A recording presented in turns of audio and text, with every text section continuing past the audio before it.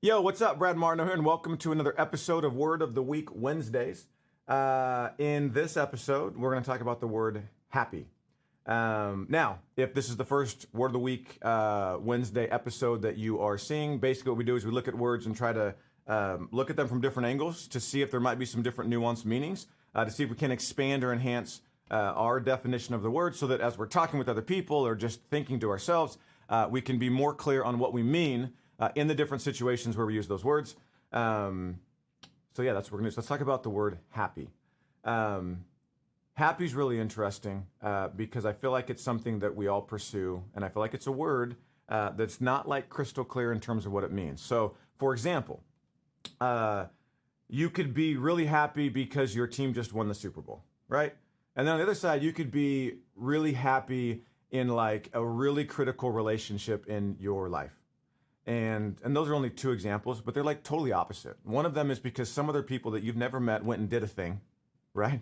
And the other one is like this deep relationship that you have in your life. They're in such different categories, but we use the same word to describe the emotion that we feel in those situations. So I just want to explore. I want to explore a couple of ideas around this and see if there's not another perspective we can add into the word happy. And I'm not necessarily suggesting that we should stop using happy all the time, but rather, and this really goes to all the words that we talk about, it's rather that when we use the word happy, we're actually clear about what we mean. Do we mean like happy like my team won the Super Bowl, or happy like I found a dollar bill on the ground, or happy like, like whatever, like something just happened? Or do we mean like this, like a deeper happiness? It'll be valuable for us to be clear on what we mean, and you might actually start to choose some different words to describe those different concepts. So for me, when I think happy, and I'm actually going to have a conversation around it, or I'm actually going to think about it, I'm thinking more towards this idea of like it's a deeper happiness. The other one for me is it's almost more like, hey, I'm entertained temporarily because my team won the Super Bowl. So if I were to start to use some different words, that one leans more like, let's go to the drawing board. Like I can feel a drawing coming on. So we've got this word happy right here. And as we explore happy, I feel like on the spectrum going like this, over here, this is almost more like there's an entertained happiness. And entertainment, for me, it's just more temporary, right? It's like temporary. It's more like it might just happen or whatever. On this side, if I were to put another word over here, it would be contentment. Like I'm content. I've got peace, like in my soul. Like there's a different level of happiness. And I think when we talk about happy and the thing that we're pursuing, I think more than anything, what we're pursuing is this. Now, it's fun to be entertained.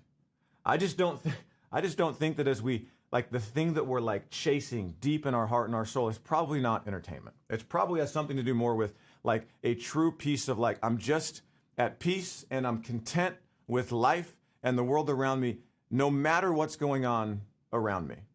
So I think probably the first element as we talk about this word happy is it's just that, really, recognizing what we're pursuing and recognizing that there will be times where we're entertained happy, but that's going to be fleeting.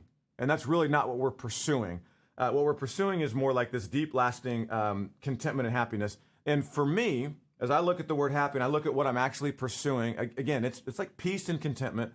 And there are some things that I've noticed about how to pursue it and what actually keeps me there. As opposed to just like the entertained happy. Okay, one last thing. I feel like a little bit like I'm beating a dead horse in this, but I just want to be really clear. Okay, so back to the drawing board.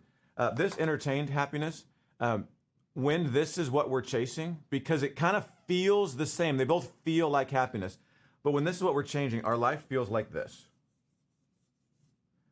My team won, my team lost. My team won, my team lost. My team won, my team lost. They said a nice thing to me, somebody said a mean thing to me. They said a nice thing, somebody said a mean thing. I closed a deal, I lost a client. I closed a deal, I lost a client, right? Like when we're chasing this sort of entertained, which is largely dictated by some external force, then our emotional state is a lot of this. It's up and down. Contentment is more like this. I actually had a conversation with my kids. We drew this out. I thought about making a shirt around it where it was literally like, look, you can go like this or you can go like this. Which one sounds like a better way to live? And we're like, no, let's go like this. We're not too high when it's high. We're not too low when it's low. We recognize like we're just at peace and content. This is cool. We'll celebrate, but we're not going to like, it's not like, oh, we made it. And this, this is kind of lame, but it's like, we're just going to make through it. It's going to rebound. We're going to get through it, right? So that's probably just the first piece to take away, is recognizing that while they might feel the same, like inside, they're not. And if you start to pay attention, you'll recognize they're not. You can tell the one that's temporary, and you can tell the one that's more lasting and more calm and more straight line. So then the question becomes, all right, well, what do I do, or how do I keep myself more on the contentment side of happy? And what I found is when I'm engaged in, there's a book called, I think it's called Infinite Games, or Finite Games, or some Infinite and Finite Games, or something like that. And he talks about anything we're engaged in life, he refers to them as games. And he says there's infinite games and there's finite games. And finite games have an end and they have a winner. Infinite games, the entire goal is to keep playing. And he said, and I don't remember the specific context of the book. I just remember that there's more value in the infinite games than there are in the finite games. So what I found is when the bulk of my time is engaged in games where the goal is to keep playing, for example, a relationship, a marriage, or a relationship with a significant other, you don't win that, right? Like, that's just a thing that you keep playing. And in order to keep playing, you have to keep getting better at it. You have to keep improving. Another one would be like in business. Like, you don't really win at business. The goal is to keep playing. Personally, I thought there was like, no, you win. You build this thing and then like you sell it or whatever. It's like, yeah, but then what? Then you want to keep doing whatever the next thing is. And if you stop, if you're the person that, if you become the person that it takes to build the business to whatever level you think you want to get to, along the way, you'll learn that the goal is not to exit business. The goal is to keep going and to keep doing the next thing. And if you exit, what will happen is you'll be temporarily entertained by the success of whatever that was, and then you're going to fall into some little rut. Ask anyone that's sold anything or done anything like that. You're going to fall into some little rut until you get back into something, okay? So the goal is to keep playing. So marriage, business, kids, like, you don't win that game. You just keep playing it. Relationships with your friends. You don't win relationships with your friends. You want to keep playing. So what I found is when I'm more engaged in those, I am way more consistently in line with the contentment side of happy. And I think the reason why, I think there are a couple of principles there. The reason why is when you play games that have no end, where the goal is to keep playing, a couple of things happen. One, you have to pursue truth. And what I mean by that, not in some weird way, what I mean by that is you've got to figure out, what does it take for me to be the person I need to be to continue to stay in a successful relationship? I've got to pursue the truth of that, the facts of that, like what success requires.